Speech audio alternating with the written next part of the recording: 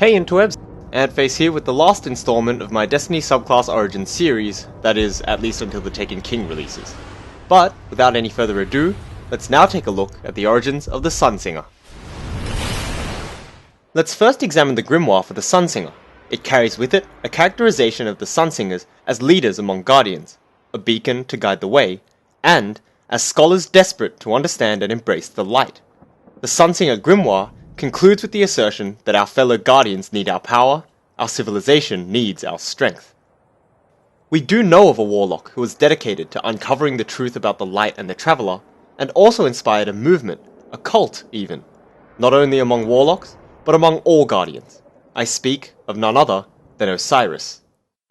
Osiris was a mighty warrior, a veteran of the Battle of Six Fronts. A proven leader, Saint 14 once called for him to be appointed Vanguard Commander, but others opposed the decision, and Osiris did not come to hold the position. Perhaps he never even harbored an intention to. Rather, Osiris was focused on research and discovery, the same way that many warlocks are. But Osiris became frustrated by the tedium of grinding strike missions and sessions with the Cryptarchs that offered no answers for the questions that plagued him. Recognizing his potential, the Speaker took Osiris as his apprentice, to help further the understanding of the light and the Traveller. However, the potential that the Speaker saw in Osiris did not become realized in the manner that he had envisioned, and Master and Apprentice soon became bitter rivals. Rather than devoting himself to understanding the Traveller and its power, Osiris began to question its very authority. How could Guardians be expected to worship the Traveller and fight in its name without any understanding as to who they were, how they came to be, and why they even fought at all? Osiris began to wonder how much of his own consciousness was in fact his own. How much of a Guardian's personality and memories were true?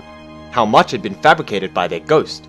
Did Guardians share particular personality traits? A willingness to yield to authority? A tendency to do anything anyone asked for the promise of uncertain reward? A blind knight-errant mentality? Had the Traveller manufactured all of you as living weapons?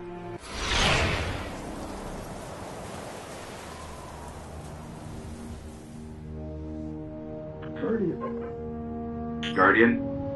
Eyes up, Guardian. It worked. You're alive.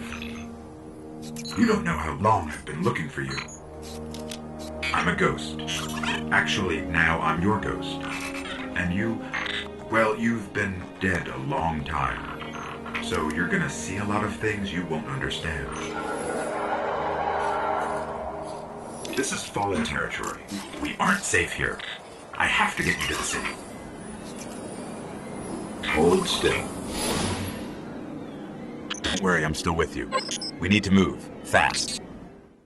Why were we, as Guardians, so willing to blindly accept the orders, the missions, or indeed, the very existence thrust upon us? Osiris challenged the fundamental structures that underpin the operation of the Tower, the motives of the Traveller, and the rules and regulations imposed by the Speaker and the Vanguard. His challenge gained traction among the Guardians of the Tower. Others began to demand answers as to who they were, why, and what they were fighting. Soon, Guardians began embarking on pursuits of their own, seeking answers to the questions that Osiris had raised. His ideology had instigated a movement among hunters, titans, and warlocks alike. It's not surprising then that Osiris soon became exiled from the Tower for propagating such a movement. For some time, he had been questioning the integrity of the Traveller and the Speaker. The decision to sever ties with the Tower seems only logical. It's questionable, however, whether his exile was the result of a sentenced banishment or an informed choice made of his own volition. Perhaps it was a combination of both. Perhaps Osiris was sentenced to exile but left willingly. A bittersweet banishment underpinned by resentment for those of the Tower, as well as relief that he might finally be free to pursue the truth. It is said that Osiris's quest to find the truth led to an obsession with the Vex. The Ishtar Collective once gained access to a Vex specimen and discovered the Vex to be a hyper-intelligent collective network, able to simulate a plethora of parallel universes. Osiris may have sought answers in these Vex simulations. He did in fact end up prophesizing the activities of the Hive in the summoning pits and the coming of Crota. It's possible that one of the simulations might provide insight upon the true intentions of the Traveller and the ultimate outcome of its actions. a Cult of Osiris camp was set up in the lighthouse on Mercury to facilitate his studies. The lighthouse is a place of great Vex architecture, with remnants of Vex specimens and what appears to be a Vex portal. Osiris made breakthrough after breakthrough about the Vex, theorizing that they lacked the capacity to simulate a Guardian, and raising even more questions about the Traveler. I believe that the source of Osiris's prophecies and theories are tied closely with the origins of the Sunsinger subclass. In the pursuit of the truth and enlightenment, Osiris dabbled in thanatonautics, that is, hunting for secrets in death, dying and resurrecting to trigger and reach insightful visions. It's possible that in dissecting and understanding the nature of the Vex, Osiris found a way to streamline the Thanatonaut process. Ghosts already possess the ability to save Guardians from death by infusing them with light, and it appears that Radiance is simply an extension of this process. Rather than wait for his ghost to revive him, Osiris discovered a new method to open himself to the light. But instead of being infused with the light of the Traveler, Osiris would become fireborn through Radiance, to glimpse at the truth that he so desperately sought. Tales of Osiris's death have made their way back to the tower, along with tales of other warlocks, unable to blink the way Voidwalkers do, and filled with fiery light so as to have no shadows. But Osiris' relationship with the tower remains fractured.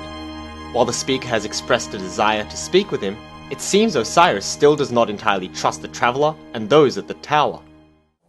Yet he holds no such reservations about Mara Sov and the Reef Awoken, most likely because they hold no ties to the Traveler itself. As such, the Cult of Osiris set up the trials, a means to identify, educate, and recruit those brave enough, strong enough, and worthy enough to challenge and discover the true intentions of the Traveler. The Grimoire tells us that Osiris is one of the most intelligent, insightful, and powerful warlocks the Tower has ever seen.